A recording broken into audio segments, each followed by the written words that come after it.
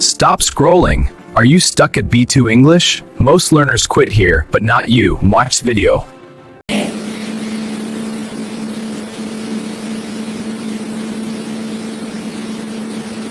you ever feel like you're not improving even though you practice to speak? I understand more, but speaking is still hard. I think that's normal at the B2 level. Progress becomes slower. True. At lower levels, everything feels new and exciting and tough. Exactly. Now it's more about accuracy and confidence. And sounding more natural, not robotic. Do you practice speaking alone or with someone? Mostly alone. I talk to myself a lot.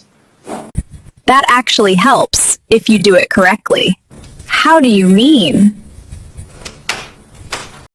I imagine real situations and respond out aloud, like role-playing. Yes, for example, explaining something or giving advice. That sounds useful, especially for teaching. Right? Definitely. Teaching forces you to speak clearly, and it shows where your weaknesses are. What do you find most difficult when you speak English? Sometimes I know the idea, but I forget the words. That happens to me too. I usually paraphrase. You mean explaining the idea in another way? It's a both way. Exactly. Fluency is not about perfect words. It's about keeping the conversation going. I do it. Right. Silence is more noticeable than mistakes. That's a good point. Do you ever record your voice? Yes, but I don't like listening to it. Nobody does at first, but it helps a lot. I guess I need to get used to it. Focus on pronunciation and clarity, not accent. I'm glad you said that. A clear speaker is better than a fake native accent. Absolutely. What's your main goal with English right now? I want to explain ideas confidently, especially in lessons. Again, then B2 is a perfect stage for that. I hope so. At this level, small improvements make a big difference. Like using better connectors. Exactly. Words like however, therefore, for example. They make speech sound more organized. Do you plan your answers before speaking? Sometimes, but not always. Planning is good, but don't overthink. Overthinking makes me slow. Try speaking in short, clear sentences. That helps reduce stress. And gradually make them longer, step by step. Exactly. Learning a language is a process, not a race. If you're learning English at B2 level, practice daily and you will see results. Subscribe for real English conversations. That's when learners start to feel stuck, even though they're improving. Yes, they understand more, but they don't feel much more fluent. They can follow conversations, but speaking smoothly is still hard, especially when they need to express complex ideas. Many people think something is wrong with them at this stage, but actually, it's a very common part of learning a language. The problem is that progress becomes less visible. Right, you improve, but in smaller and quieter ways. This is when practice really matters. Not just more practice, but smarter practice. At this level, learners often understand grammar rules well, but using them naturally in real conversations is harder. They know many words, but choosing the right one takes time, and that can slow down their speaking. Sometimes they translate in their head before speaking. Yes, and that makes them hesitate. Confidence also becomes an issue at this stage. People are afraid of making small mistakes, but mistakes are actually part of progress. The key is to keep speaking anyway. Regular practice helps reduce hesitation, especially short daily speaking practice.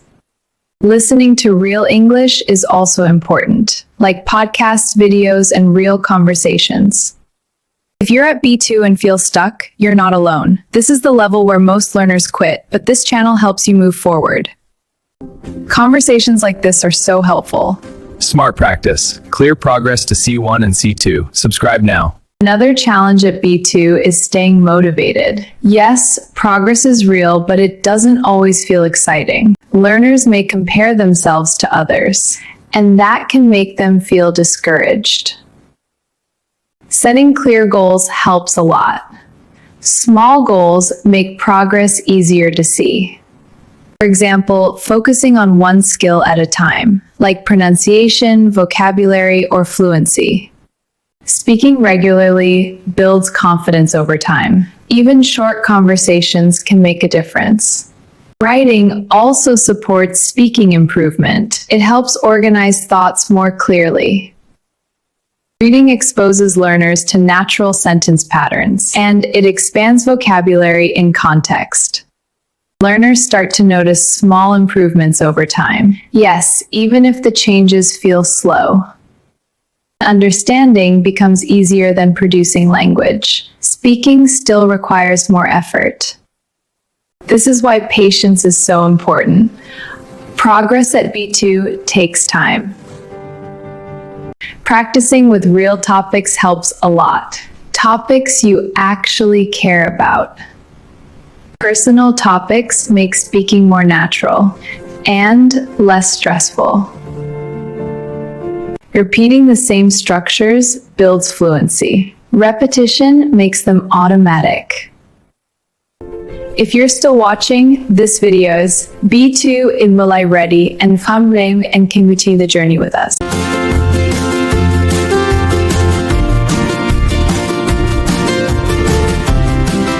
At B2, accuracy and fluency need balance. Focusing only on one can slow progress. Some learners focus too much on grammar and forget to speak freely. Others speak a lot but ignore mistakes. Feedback helps fix that. Getting feedback can be uncomfortable, but it's very useful. Self-correction is also an important skill. It shows awareness and control. Recording yourself can help improve speaking. You notice things you miss while talking. Listening to your own voice feels strange at first, but it becomes normal.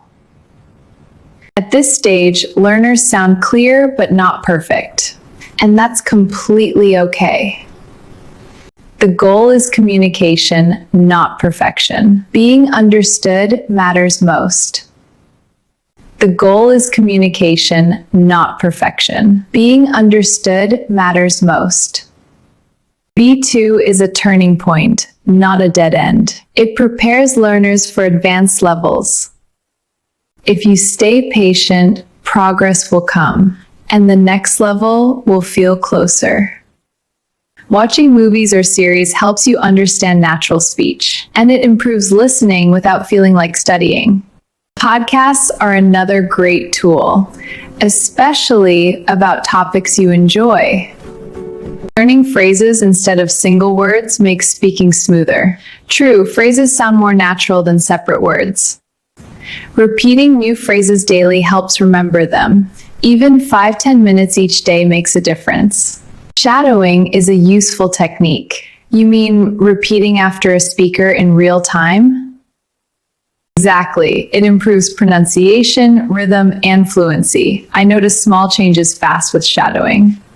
Listening to native speakers frequently is key, and it teaches you natural intonation. Don't worry about perfect grammar while speaking. Focus on being understood first.